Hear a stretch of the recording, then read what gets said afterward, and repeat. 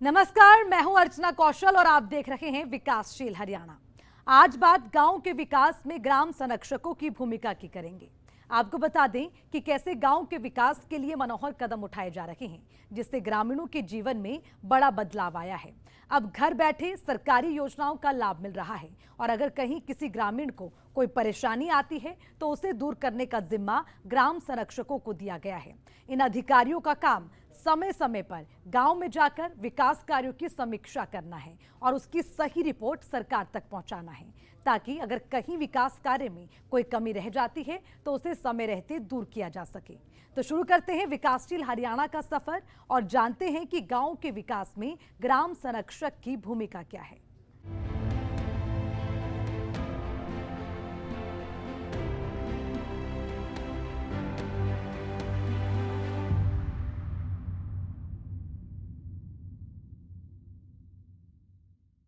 मुख्यमंत्री मनोहर लाल का पूरा ध्यान ग्रामीणों के जीवन यापन में सुधार लाने पर है और इसके लिए प्रदेश के सभी 22 जिलों में ग्राम संरक्षकों की नियुक्ति की गई। लेकिन ग्राम संरक्षक अपना काम सही ढंग से कर भी रहे हैं या नहीं, इसके लिए प्रदेश के मुखिया मनोहर लाल खुद समय समय पर दिशा निर्देश जारी करते रहते हैं।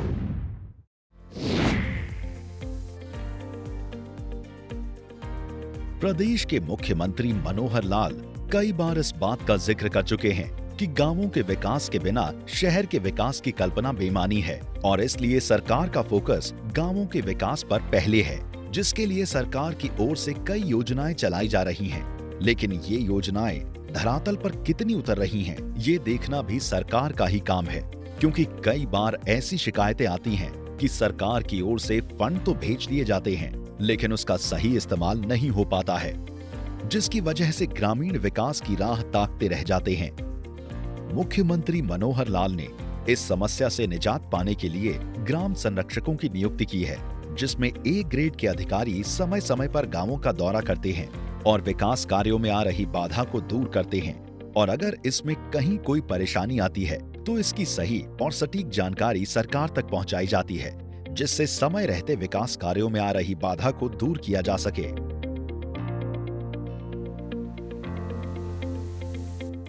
सरकार के नाते से जिम्मेवारी का एक भाव रखते हैं और इस जिम्मेवारी के नाते हम समाज के साथ अधिक से अधिक अपना संबंध बना सकें, इस योजना के अंतर्गत ग्राम संरक्षक की योजना बनाई गई है। हम लोगों को बातचीत करते हुए कुछ काम बताए जाते रहे हैं और हम उन गांवों में जाकर उन सब कामों की समीक्षा करें, ये अपेक्षा होती है। वैसे सब काम सरकार के किसी न किसी विभाग के द्वारा किए जाने होते हैं, लेकिन अनुभव में आया है कि उन कामों को ज़मीन पर जो योजना बनती है वो उतरती नहीं है और अगर कहीं रिपोर्टिंग में आ भी जाता है तो भी वास्तविकता से वो अलग होता है। हम चाहते हैं कि सरकार के साथ जुड़े हुए जो प्रथम श्रेणी के जितने भी अधिकारी हैं, स्वयं जाकर के उन चीज़ों को अपनी आंखों से देखें और उसकी रिपोर्टिंग करें। गांवों में होने वाले विकास कार्यों का बखान करते हुए मुख्यमंत्री मनोहर लाल ने दावा किया कि पहले चरण में 1000 गांवों में कम से कम 2 एकड़ जमीन पर पार्क और व्यायामशालाएं खोले जा रहे हैं। इन सभी जगहों पर योग शिक्षकों की भर्ती की जा रही है और अभी तक 600 से अधिक योग टीचर को नियुक्ति पत्र सौंपे भी जा चुके हैं। मुख्यमंत्री मनोहर लाल ने कहा कि इन पार्कों की देखभाल ठीक प्रकार से हो रही या नहीं, ग्रामीण व्यायाम के लिए पार्क में पहुंच रहे या नहीं, अगर कोई पार्क निर्माणाधीन है तो उसका काम ठीक से चल रहा है या नहीं।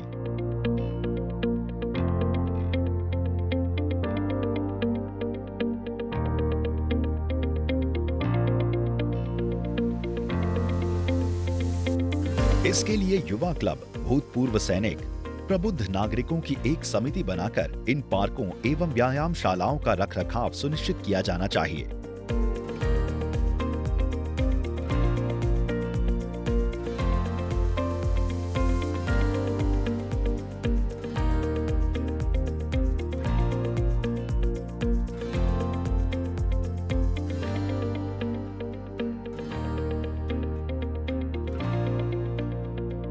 जिन जिन गांव में पार्क और व्यायामशाला बनी है अथवा बन रही है, उस सारे का ध्यान करना है।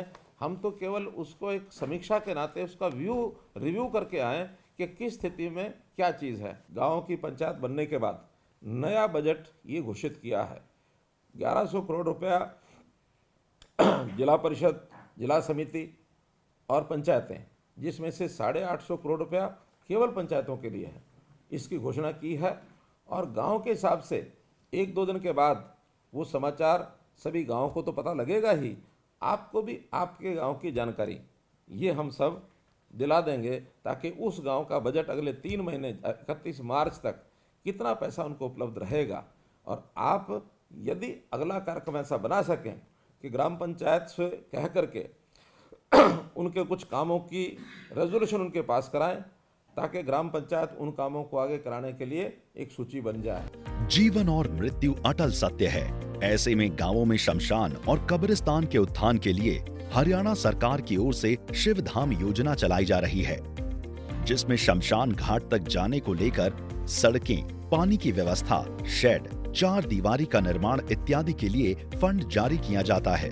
लेकिन ये सभी काम मुकम्मल तरीके से हो रहे हैं या नहीं, इसकी देखभाल सही ढंग से हो रही है या नहीं, इसे देखना ग्राम संरक्षकों का काम है। शिव धाम योजना अर्थात गांव-गांव में जो शमशान घाट हैं अथवा कब्रिस्तान हैं, बरियल ग्राउंड हैं, उन सब की देखभाल, उनका इंफ्रास्ट्रक्चर अर्थात जाने के लिए वहाँ रास्ता ठीक है कि नहीं है, कच्चा तो नहीं है, पक्का रास्ता होना चाहिए, पानी कीचड़ से नहीं भरा होना चाहिए। दूसरा, उस स्थान की 4 दीवारी बनी कि नहीं बनी है, अगर शमशान घाट है तो वहाँ शेड बने हैं कि नहीं बने हैं, ऐसी पीने के पानी की अथवा हाथ धोने के पानी की व्यवस्था वो वहाँ है कि नहीं है। इसके लिए सभी डिप्टी कमिश्नर्स को हमने कहा था कि अपने ज़िले के सभी इस प्रकार के जो स्थान हैं उनको उनका विकास ये सुनिश्चित करें। ये भी हमारे देखभाल का एक विषय होना चाहिए। गांव-गांव में आंगनवाड़ी बहुत बनी हुई हैं, लगभग 25,000 से 28,000 तक ऐसी आंगनवाड़ी, कुछ बंद होती हैं, कुछ खुलती हैं, लेकिन उनके भवन रखरखाव या किराए के भवन हैं तो वहाँ भी व्यवस्था ठीक है कि नहीं है, शौचालय वहाँ है कि नहीं है, पानी पीने के पानी की व्यवस्था है कि नहीं है, छोटे बच्चों के बैठने के लिए ठीक से प्रबंध है कि नहीं है, गर्मियों में वहाँ कोई पंखा लगाया कि नहीं लगा। तो ऐसी सारी चीज़ें देखना, और वहाँ बच्चों की उपस्थिति होती है कि नहीं होती है, आंगनवाड़ी की हमारी बहनें, सुपरवाइज़र अथवा जो उनकी जो भी शिक्षिकाएँ होती हैं वो वहाँ पहुँचती हैं कि नहीं पहुँचती हैं समय से, और ये सारी व्यवस्था देखने का काम भी हमको करना चाहिए। गांवों में पलने वाले बच्चों के भविष्य के प्रति चिंतित मुख्यमंत्री मनोहर लाल ने कहा कि प्रदेश में करीब 25 से 30 हजार आंगनबाड़ी केंद्र हैं, लेकिन ये केंद्र ठीक से काम कर रही हैं या नहीं। आंगनबाड़ी के मकान जर्जर हालत में तो नहीं है, पीने के पानी, शौचालय की व्यवस्था है या नहीं, बच्चे केंद्र पर पहुंच रहे हैं या नहीं, आंगनबाड़ी सेविका समय पर उपस्थित रहती है या नहीं, इसकी पड़ताल की जानी बेहद जरूरी है, तभी बच्चों का भविष्य बेहतर हो सकेगा। गांव में चहुमुखी विकास के लिए सरकार ने ग्राम संरक्षकों की ड्यूटी तो लगा दी, लेकिन कई बार ऐसा भी देखने को मिला है कि ग्राम संरक्षक अपना काम ईमानदारी से नहीं करते। ऐसे अधिकारियों पर गाज गिराने में सरकार बिल्कुल भी देरी नहीं करती। मुख्यमंत्री मनोहर लाल का साफ संदेश है कि ग्राम संरक्षक का काम सिर्फ ग्राउंड जीरो पर जाकर विकास कार्यों की पड़ताल करना है और उसकी सही रिपोर्ट सरकार तक पहुंचानी है। देखिए इसी पर हमारी रिपोर्ट। गाँव में जाकर लोगों की ज़्यादा जानकारी लेना और उनके लिए अच्छा क्या कर सकते हैं, ये तभी संभव है जब हमारे मन में संवेदनशीलता समाज के प्रति आएगी और हम गाँव को अपना परिवार समझेंगे। और परिवार समझ करके, मैं चूँकि सरकार का एक बड़ा अधिकारी हूँ, सरकार के द्वारा नियुक्त, तो अतिरिक्त काम के लिए एक सेवा का काम करूँगा तो मुझे आनंद आएगा। आप यदि अगला कार्यक्रम ऐसा बना सकें कि ग्राम पंचायत से कह करके उनके कुछ कामों की रेजोल्यूशन उनके पास कराएं, ताकि ग्राम पंचायत उन कामों को आगे कराने के लिए एक सूची बन जाए। और यदि ग्राम सभा की बैठक होती है तो आप जा करके ग्राम सभा की बैठक भी करा सकते हैं, वहाँ उन कामों की चर्चा कर सकते हैं कि गांव की पंचायत ने ये काम इन 3 महीनों के लिए तय किए हैं, ताकि ग्राम सभा की उस पर मोहर लग जाए। इस प्रकार का काम भी हम करा सकते हैं।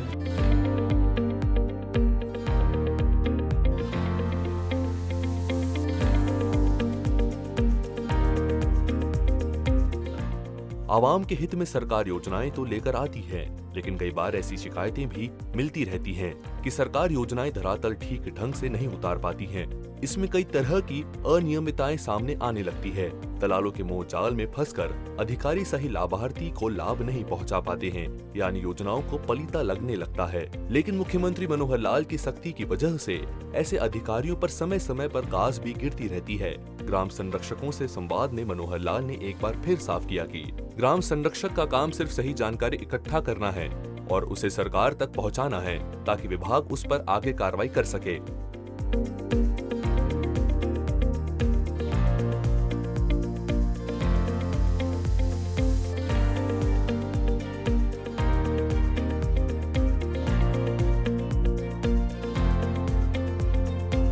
मैं आपको ध्यान दिलाना चाहता हूं कि हमारा काम केवल जाके देखभाल करना है, उसका रिव्यू करना है, उसकी जांच करनी है और रिपोर्टिंग करनी है।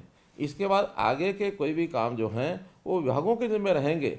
हमने उसको ठीक करने के लिए कोई भी इस प्रकार का काम अपने जिम्मे नहीं लेना है। हमारी तो केवल रिपोर्टिंग होगी जिसके आधार के ऊपर हम ये सारे काम ठीक करा सकते हैं। हो सकता है आप वहाँ जाएंगे, निश्चित बताए हुए कामों को आपको हम देंगे, लेकिन ग्रामीण क्षेत्र के लोग जब इकट्ठे होंगे तो आपको बहुत सी अपनी डिमांड्स, अपनी जो कठिनाइयाँ, वो सब बताएंगे। उसके लिए अलग अलग हमने व्यवस्थाएं की हुई हैं। जैसे किसी प्रकार की किसी की ग्रीवेंस है, कठिनाई है, उसके लिए सीएम विंडो का प्रावधान है। सीएम विंडो के माध्यम से वहाँ दे सकते हैं। आपको अगर कोई इस प्रकार से लिखित में अपनी डिमांड्स भी देते हैं तो वहाँ संबंधित डिप्टी कमिश्नर के पास भेज सकते हैं, या वहाँ जो बीडीपीओ डीडीपीओ हैं उनको भेज सकते हैं, अथवा प्रदेश में भी आप अपने जो ग्राम विकास मंत्रालय है उन तक भी अपना लिंक बना करके, अपना एक लिफाफा बना करके भेजते रह सकते हैं, ताकि उनमें से जो भी संभव होगा वो वहाँ कराया जा सकता है। मुख्यमंत्री मनोहर लाल का फोकस ग्रामीणों के जीवन स्तर में बदलाव लाना है, जिसके लिए सरकार की ओर से कई कारगर कदम उठाए गए हैं। हाल ही में शुरू की गई परिवार पहचान पत्र को आम इंसान के जीवन में आने वाले बड़े बदलाव के रूप में देखा जा रहा है।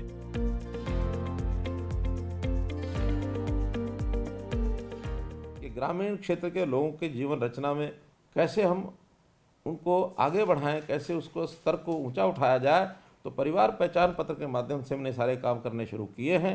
हर एक परिवार का एक पहचान पत्र बन चुका है, जिसके माध्यम से इस परिवार का सारा डाटा, चाहे परिवार के सदस्यों की आय है, आयु है, अथवा वो क्या काम करते हैं, और भी कोई परिस्थिति किसी प्रकार की होगी, वो सब जानकारी रख करके उनकी आवश्यकताएं, खास करके बीपीएल परिवार जो 1,80,000 रुपये से नीचे की आय जिनकी है, ऐसे सब परिवारों की सहायता करना ये हमारा सबका काम है। गरीबी किसी अभिशाप से कम नहीं है।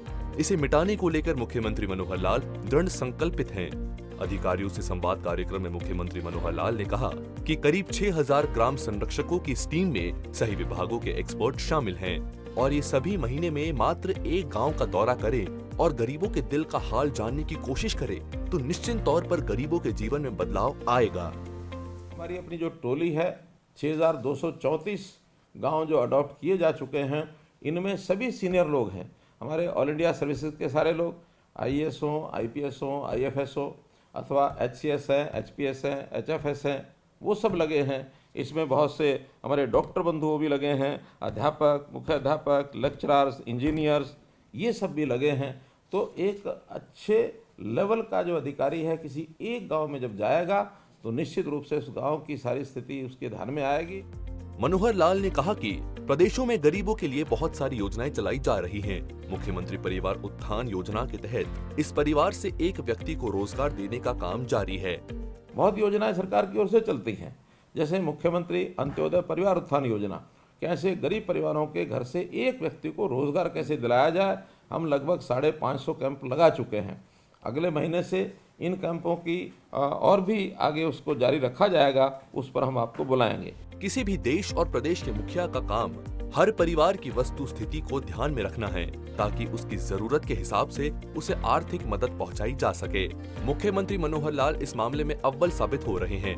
एक जानकारी साझा करते हुए मुख्यमंत्री मनोहर लाल ने कहा कि कुछ ऐसे भी परिवार हैं जिन्होंने अपनी सालाना आमदनी मात्र 25,000 रुपए बताया है, और अगर ये सही है तो उसकी जीविका कैसे चलती होगी, इसकी फिक्र करना सरकार का काम है।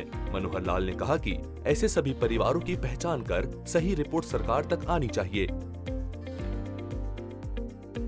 गांव में जाकर लोगों की ज़्यादा जानकारी लेना और उनके लिए अच्छा क्या कर सकते हैं, ये तभी संभव है जब हमारे मन में संवेदनशीलता समाज के प्रति आएगी और हम गांव को अपना परिवार समझेंगे।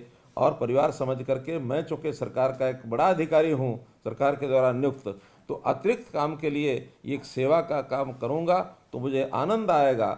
ऐसी भावना लेकर कर चलेंगे तो निश्चित रूप से ग्राम संरक्षक की जो भूमिका जो आपको दी गई है, इस पर हम पूरा उतरेंगे। मुख्यमंत्री मनोहर लाल जब पूरे प्रदेश को अपना परिवार बोलते हैं तो ऐसे ही नहीं बोलते हैं। उन्हें प्रदेश के हर नागरिक की फिक्र भी होती है और यही वजह है कि मनोहर लाल जब भी बोलते हैं तो उनके जुबान से निकले हर एक शब्द गरीबों को लाभ पहुंचाने वाले होते हैं, ग्रामीणों के जीवन स्तर में सुधार के होते हैं, एक भ्रष्टाचार मुक्त प्रशासन देने की होती है। गांव में चहुमुखी विकास के लिए साल 2015 में मुख्यमंत्री मनोहर लाल ने पंचायती राज कानून संशोधन विधेयक को विधानसभा से पारित कराया। इसके पीछे सरकार की दलील ये थी कि अगर पंचायत प्रतिनिधि पढ़े लिखे होंगे तो सरकारी योजनाओं को ग्रामीणों तक पहुंचाने में आसानी होगी। हालांकि इस फैसले का कुछ जगहों पर विरोध भी देखने को मिला, लेकिन आखिरी जीत मनोहर सोच को मिली।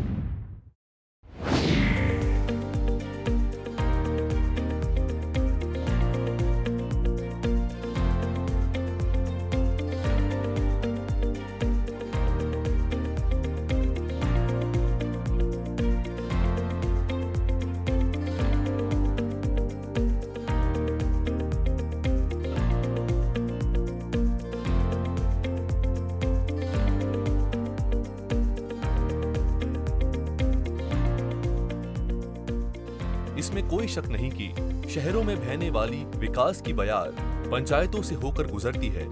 बावजूद इसके साल 2014 से पहले पंचायतों की बदहाली किसी से छुपी नहीं थी। ग्रामीणों के हमेशा से ये शिकायतें होती थी कि चुनाव के समय लोग लुभावने वादे कर वोट तो ले लिए जाते हैं, लेकिन चुनाव के बाद हमारी सुध लेने वाला कोई नहीं होता है।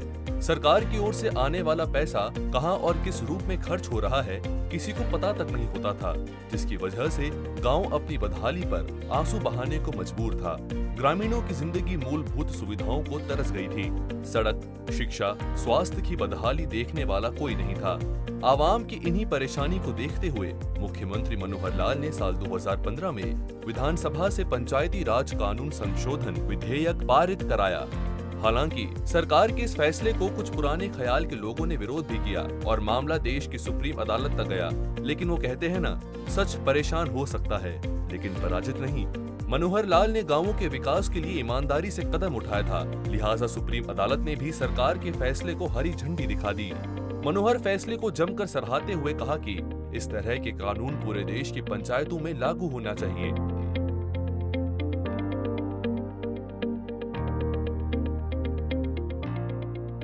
पंचायती राज व्यवस्थाएं पहले भी थी, लेकिन हमने आने के बाद कई परिवर्तन किए उसमें, और बड़ा परिवर्तन उसमें आपको ध्यान में है, ये पंचायतें पढ़ी लिखी होनी चाहिए। एक नियम कानून बनाया, उस कानून को लोगों ने चैलेंज किया, विपक्षी लोगों ने उसके ऊपर प्रश्न चिन्ह खड़े किए, आखिर वो हाई कोर्ट में, उसके बाद सुप्रीम कोर्ट में 45 दिन की सुनवाई के बाद सुप्रीम कोर्ट ने कहा कि हरियाणा का ये कानून बेहतर है, न केवल हरियाणा बल्कि दूसरे प्रदेशों को भी इसको लागू करना चाहिए।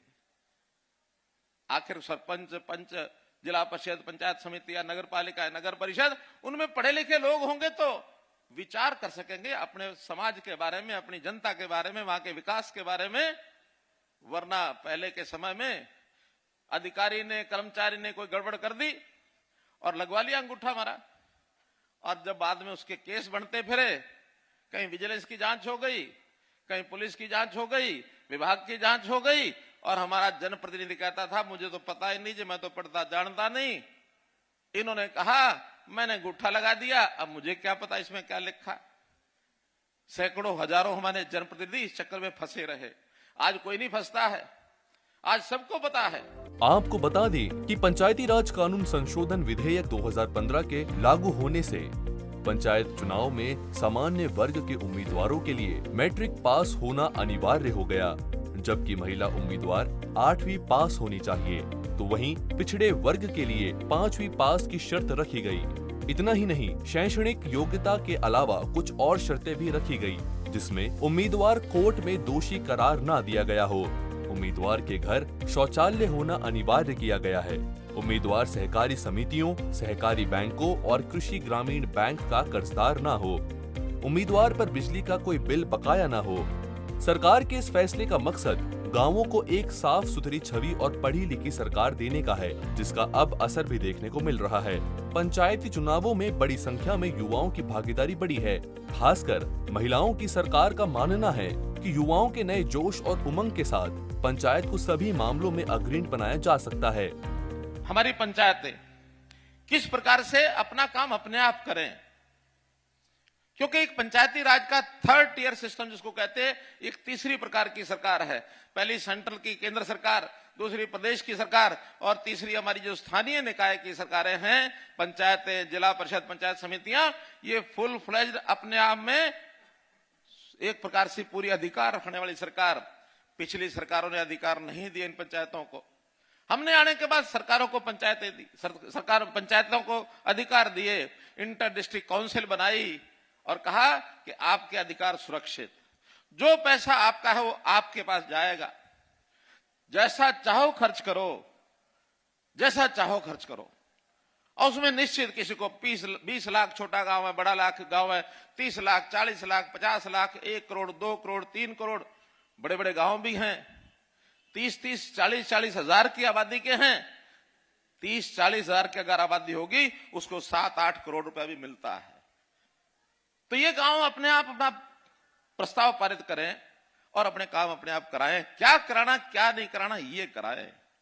पारदर्शिता लाने के लिए एक डिमांड थी सब तरफ से, बल्कि केंद्र सरकार की ओर से निर्देश था कि केंद्र सरकार पैसा तभी भेजेगी जब पारदर्शी तरीके से काम होगा। ये आने वाली शिकायतें नहीं आनी चाहिए, तो हमने उसमें पारदर्शिता का पैमाना लागू किया।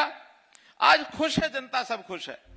हम 21वीं सदी में जा रहे हैं। हर दिन विश्व गुरु बनाने के सपने के साथ सोते हैं। आए दिन प्रदेश के मुखिया मनोहर लाल डिजिटल इंडिया को बढ़ावा देने की बात करते हैं। ऐसे में केंद्र या प्रदेश सरकार की नीतियों को प्रभावी तरीके से लागू करने के लिए ये बेहद जरूरी था कि पंचायतों की अगुवाई की जिम्मेदारी पढ़े लिखे सरपंचों के हाथ में हो। यहाँ हम इस बात से इनकार नहीं कर सकते कि पहले के सरपंच दूसरे पढ़े लिखे लोगों पर ज्यादा आश्रित होते थे, जिस कारण किसी भी काम की गोपनीयता पर असर पड़ता था। काम होने और काम करने के बीच खाई बढ़ती चली जाती थी, जिसका सीधा असर ग्रामीणों के जीवन स्तर पर पड़ता था। प्रदेश के मुखिया सीएम मनोहर लाल ने प्रदेश के विकास में पंचायतों की भूमिका को देखते हुए 26 जनवरी 2018 को 7 स्टार इंद्रधनुष योजना की शुरुआत की, जिसका मकसद उन ग्राम पंचायतों को सम्मानित करना है जो अपने पंचायत की चहुमुखी विकास में जुटी है। इसी ग्रेडिंग और रैंकिंग के जरिए उन्हें सम्मानित किया जा रहा है। आपको बता दें कि ये ग्रेडिंग 7 पैरामीटर के आधार पर करवाई जाती है, जिसमें बेटियों के लिंगानुपात में सुधार, पंचायत का हर बच्चा स्कूल में होना चाहिए, स्वच्छता के क्षेत्र में पंचायत में बेहतर काम होना चाहिए, पंचायत में आपसी भाईचारा होना चाहिए, पर्यावरण बचाने के लिए पंचायत की ओर से काम किया गया हो, पंचायतों में सुशासन होना अनिवार्य है, पंचायतों के विकास में सामाजिक भागीदारी को अहम माना गया है। ये वो 7 पैरामीटर हैं जिन पर खरा उतर कर प्रदेश का कोई भी पंचायत इनाम का हकदार हो सकता है। मुख्यमंत्री मनोहर लाल का साफ कहना है कि सरकार के पास गांवों के विकास के लिए पैसों की कोई कमी नहीं है, लेकिन विकास के काम ठीक ढंग से हो रहे हैं या नहीं, ये देखना ग्रामीणों का भी काम है। ब्यूरो रिपोर्ट, सूर्या समाचार।